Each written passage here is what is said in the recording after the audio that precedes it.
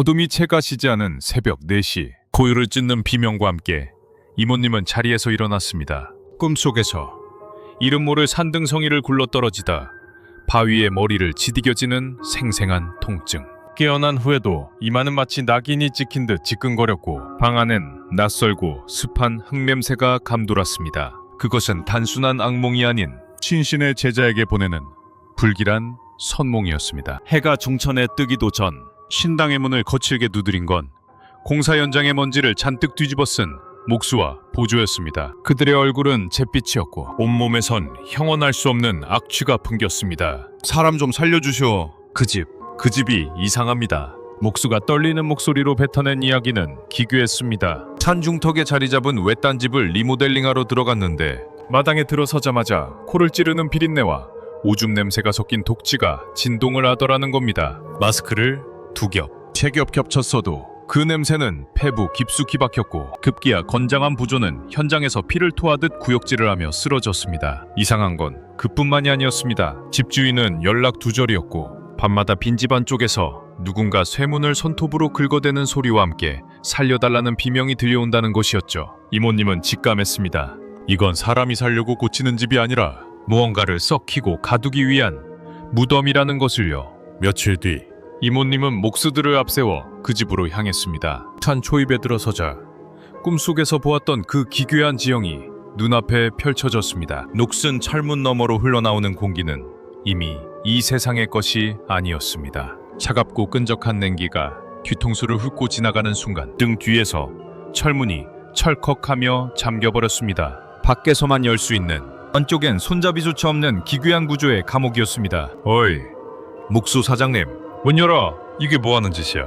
이모님이 소리쳤지만 밖에서는 기분 나쁜 웃음소리조차 들리지 않았습니다. 그리고 고개를 돌린 순간 이모님은 비명을 지를 힘조차 잃었습니다. 마당 정면의 본체는 집이 아니었습니다. 거대한 콘크리트 벙커처럼 창문 하나 없이 솟아 있었고 그 안에서 풍겨나오는 악취는 수만 마리의 생명체가 한꺼번에 썩어가는 듯한 지옥의 냄새였습니다. 코를 찌르는 악취에 정신이 혼미해진 이모님은 목수에게 받은 열쇠로 간신히 본체의 육중한 철문을 열었습니다. 문이 열리는 순간 쏟아져 나오는 공기는 습하고 뜨거웠으며 마치 살아있는 짐승의 내장 속에 들어온 듯한 착각을 불러일으켰습니다. 하지만 눈앞에 펼쳐진 광경은 그 어떤 상상보다 잔혹했습니다. 그곳은 집이 아니라 거대한 항아리였습니다. 천장은 비정상적으로 높았고 바닥은 온통 시커먼 흙과 모래로 뒤덮여 있었습니다. 그런데 그 흙바닥을 뚫고 솟아오른 것들이 있었습니다. 대나무도 죽순도 아닌 마치 사람의 손가락처럼 기괴하게 뒤틀린 핏빛 죽순들이 듬성듬성 자라나고 있었습니다. 그리고 그 죽순 사이사이를 메우고 있는 것은 수만 마리의 독충들이었습니다. 이모님은 비명을 지르며 뒷걸음질 쳤습니다. 팔뚝만한 지네와 털이 숭숭 난 거미, 그리고 눈이 퇴화한 뱀들이 서로를 뜯어먹으며 거대한 덩어리를 이루어 꿈틀대고 있었습니다. 더 끔찍한 것은 영안으로 본 풍경이었습니다. 그 독충들의 몸뚱아리마다 형체를 알아볼 수 없을 정도로 일그러진 영가들이 엉겨붙어 있었습니다. 그들은 서로를 저주하며 씹어 삼키고 있었고 그 비명소리가 겹쳐져 살려달라는 환청으로 들렸던 것입니다. 순간 뒤에서 철문이 쾅 하고 닫혔습니다. 밖에서 누군가 문을 잠그는 소리가 들렸고 이모님이 미친 듯이 문고리를 돌려봤지만 안쪽에는 아무런 장치도 없었습니다. 고립이었습니다.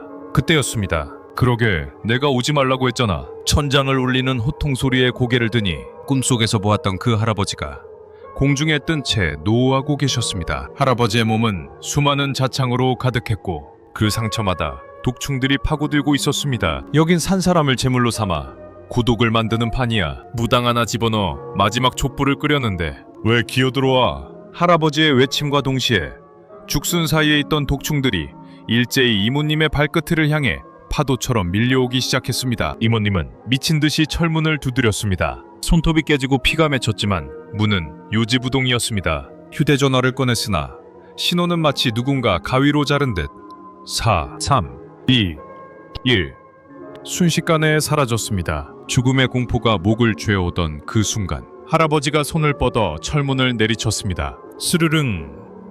기적처럼 문이 아주 살짝 열렸습니다. 이모님은 무구와 보찜을 다 내팽개치고 오직 몸만 그 틈새로 밀어넣었습니다. 뒤도 돌아보지 않고 산 아래로 내달렸습니다. 뒤에선 수만 마리의 벌레들이 바닥을 긁는 소리가 추격해왔습니다. 살아야 해. 살아야 해. 얼마나 달렸을까? 발이 나무 뿌리에 걸리는 순간 이모님의 몸이 허공을 날았습니다. 떼굴떼굴 구르며 이마를 바위의 정면으로 들이받았고 시야가 붉게 물들며 정신을 잃었습니다. 그것이 이모님이 기억하는 20년 전 그 지옥의 마지막 모습이었습니다. 세월이 흘러 현재 이모님의 신당을 드나들던 전배님이 가져온 이야기는 20년 전 그 벙커의 공포와 묘하게 맞닿아 있었습니다. 사건의 시작은 사소한 회식 자리였습니다. 새로 들어온 동료 돌비 사장과 그의 아내 그리고 팀원들이 모인 막걸리집. 전배님은 술 기운이 오를 무렵 돌비 사장의 아내 등 뒤로 겹쳐 보이는 기괴한 환영을 목격합니다. 그것은 눈이 움푹 패인 앙상한 노인의 형상이었습니다. 며칠 뒤 돌비 사장은 초췌한 모습으로 나타나 고민을 털어놓았습니다. 평소 예의 바르고 조용하던 아내가 술만 들어가면 눈빛이 변해 짐승 같은 괴력을 발휘하며 난동을 피운다는 것이었죠. 급기야 경찰까지 출동했던 사건을 들으며 전배님은 이모님을 떠올렸습니다. 이모님은 흥미로운 장난감을 발견한 아이처럼 눈을 반짝이며 말했습니다. 그거 사람 하나 제대로 잡으려는 판이네. 그 아가씨 데리고 술자리 한번 만들어봐. 보쌈집에서 마주한 돌비 사장의 아내는 건강미 넘치는 트레이너였습니다. 하지만 이모님은 그녀의 얼굴을 보자마자 입술을 질질 끄는 기분 나쁜 웃음을 흘렸습니다. 분위기를 띄운다는 핑계로 이모님은 무섭게 술을 권했습니다. 소주 6병이 순식간에 비워지고 모두가 취기에 비틀거릴 때 이모님이 갑자기 아내의 손목을 낚아채며 팔씨름을 제안했습니다. 나랑 힘자랑 한번 해볼까? 내가 이래봬도 웬만한 남자들은 다 껐거든. 두 여자의 손이 맞잡히는 순간 식당 안의 공기가 급격히 냉각되었습니다. 이모님은 왼손으로 아내의 손목을 강하게 움켜쥐며 나직하게 읊조렸습니다. 펴졌다. 요놈. 하지만 반전은 그때 일어났습니다. 이모님의 표정이 순식간에 경악으로 물들었습니다. 아내의 몸에 깃든 것은 원한 맺힌 귀신이 아니라 그 가문을 지키는 서슬퍼런 수호령이었습니다. 그리고 그 수호령이 필사적으로 맡고 있던 진짜 악귀는 바로 옆에 앉아있던 남편 돌비 사장에게서 뿜어져 나오고 있었습니다. 갑자기 돌비 사장의 얼굴이 비괴하게 일그러지더니 굵은 핏대를 세우며 소리쳤습니다. 나도 손실름. 각시야, 나랑도 손실름 하자. 평소에 정중함은 간데없고 마치 굶주린 도깨비처럼 침을 흘리며 이모님의 손을 향해 달려들었습니다. 그것은 사람이 아니라 힘에 굶주린 도선생 도깨비의 부활이었습니다. 돌비 사장이 이모님의 손을 낚아채는 순간 당정 셋이 덤벼도 꿈쩍 않던 식탁이 공중으로 들썩이며 비명 같은 마찰음을 내뱉었습니다. 이모님의 팔이 돌비 사장의 괴력에 이끌려 허공으로 붕 떴습니다. 돌비 사장의 눈동자는 이미 위로 뒤집혀 흰자위만 가득했고 입에서는 짐승의 구르렁거리는 소리가 터져 나왔습니다. 손실름 하자니까. 그 기세는 마치 이모님의 팔뼈를 통째로 뽑아버릴 듯 흉포했습니다. 식당의 다른 손님들이 놀라 쳐다봤지만 그들의 눈엔 그저 취객들의 실랑이로 보일 뿐이었습니다. 오직 전배님만이 보았습니다.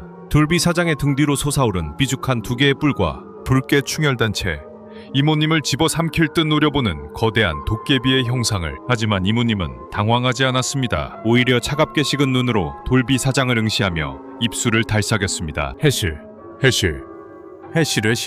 기괴한 박자의 노랫가락이 이모님의 입술 사이로 흘러나왔습니다. 아이를 달래는 듯하면서도 듣는 이의 신경을 긁어놓는 날카로운 음색이었습니다.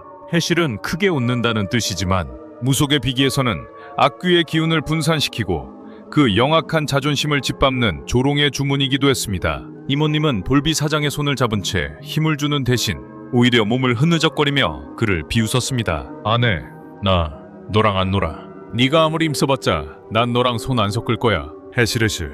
그 소리에 돌비 사장의 얼굴이 분노로 시커멓게 타들어갔습니다. 도선생 도깨비는 힘겨루기에서 이겨 상대의 길을 꺾어야만 그 몸에 완전히 뿌리를 내릴 수 있는데 이모님이 그 판 자체를 거부하며 조롱하자 도끼가 바짝 오른 것이었습니다. 돌비 사장은 비명을 지르며 식당 밖으로 뛰쳐나갔습니다. 전배님이 따라 나갔을 때 그는 이미 길바닥에 멍하니 서 있었습니다. 내가 왜 여기 있죠? 방금 전의 광기를 전혀 기억하지 못하는 평소의 정중한 모습 그대로였습니다.